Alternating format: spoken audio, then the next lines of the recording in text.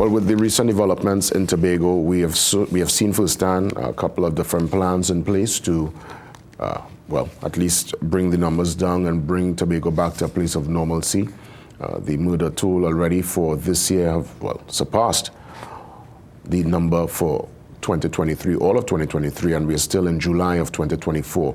Of course, all officers are on deck. We heard up to yesterday, even the social welfare head, Officer Dixon, he is on board with this particular plan. Let's hear from Officer Lal as to how this will really roll out in real time. Clearly, it's policy for now, it's strategy, but we understand that more officers, more boots will be on the ground. We know the Guard and Emergency and others are already in Tobago, but the real question is, how do we send officers from Trinidad and ensure that they integrate and they become part of the community so that information and that cooperation can truly take place? Officer Lal, great to see you. Good morning. Good morning, Mr. Williams. Always a pleasure to be here to share the information of the Trinidad and Tobago Police Service. And of course, there are a number of plans that were considered by the Commissioner of Police and the Deputy Commissioners of Police who proceeded to Tobago. We can't explain or discuss all the plans that we have. Yeah, no, some will be sensitive. Some will be very sensitive, yeah. But there will be a marked increase in the number of police officers in the Tobago area. We have officers already from the Interagency Task Force. We'll be looking to beef up certain other task force within the Tobago division.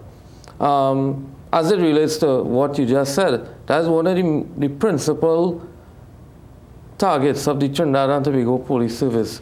Our priority is not just to police the area, but to get that assistance and that background evidence, that surveillance. Do you know the amount of work that you could do as a civilian that could help the police service? Explain. By calling 800 tips, you could give valuable information to us. But what about those who do not trust the process? They believe that the information might be used against them, or there'll be a leak in the system and they'll be targeted by criminals. And that's an excellent point. And I think that people don't really understand 800 tips. 800 tips. You don't have to even give your phone number, your name, your address, anything. They will actually give you a unique identification number. So all you have is a number. They don't track you, they don't want to know anything. All they want is information. So with that information, now the police officers don't even know who is the informant. Our evidence gathering and our intelligence will start with information received. We can't go back to that individual. Well, I would imagine there's a different process in place for those who call to get the reward, because I know sometimes there is an incentive for information on extremely, I would say, cases of national interest, so those really sensitive cases that would have pulled at the heartstrings. Yeah. What's the process to call to receive the compensation? And that's our next good thing. You could go and speak to the manager. Anybody could go and speak to the manager, whether it is a loan, whether it is some complaint that you have. And from there, again, all you have to disclose is that PIN number. Okay. So you don't even have to show any identification. That PIN number, go to the particular bank, and you will get your reward. Understood. So go ahead. And what the Commissioner of Police has also done is expanded that information giving to the police service. There's the customer service box, so that you could also put in what's your information. There's no requirement to put your name. There's no requirement to put your address, because if you post something on Facebook, you might be able to see who is the sender. But in relation to these boxes, we do not know who are the persons who are putting that information. And again, the increased number of station councils, something that the commissioner is pushing, that you need to develop that relationship, as I said before, with the senior officers in the division, the officers in the station, get and make sure and attend the town hall meetings and let the senior officers know, here we're going on.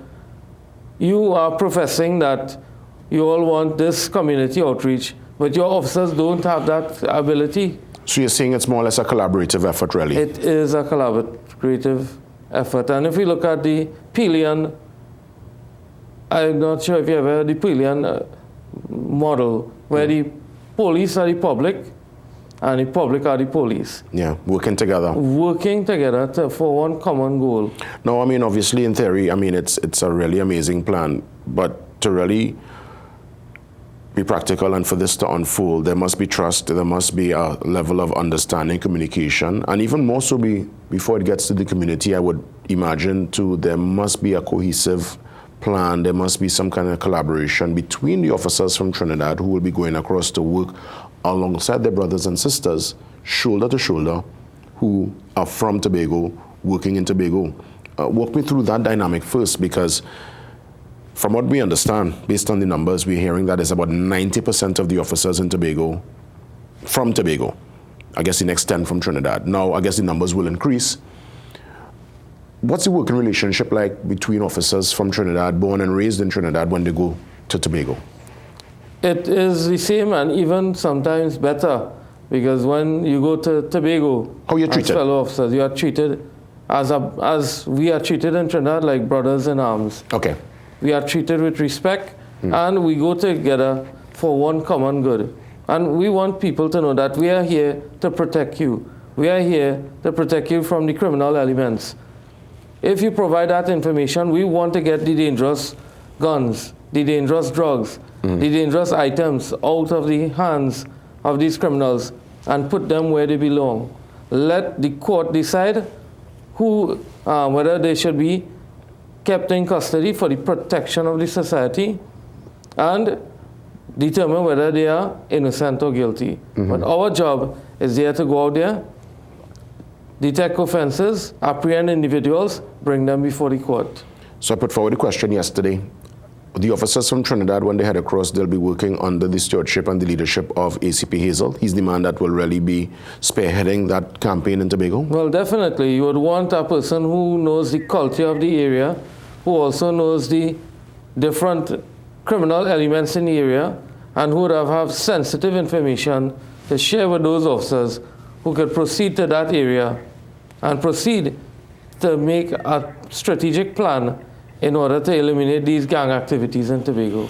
Well, Officer Lal, I want you to keep us posted, because clearly from the big meeting this week, that strategy meeting, the wheels are turning. Obviously, when more boots end up on the ground there and they head across, keep me in the loop, keep all of us in the loop as to the developments. And we'll see, I guess, via the numbers, because obviously we all want Tobago to remain clean. What's the watchword again there? It's clean, serene, safe.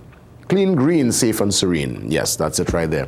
Officer Lau, have yourself a safe week, a great week, and God spare we get a chance to touch base again next week. Thank you very much, Mr. Williams. All the best. Officer Lal, Police and You, on this your Thursday. We come back and get into some details. Yes, we're talking about the NESC Tech student recruitment.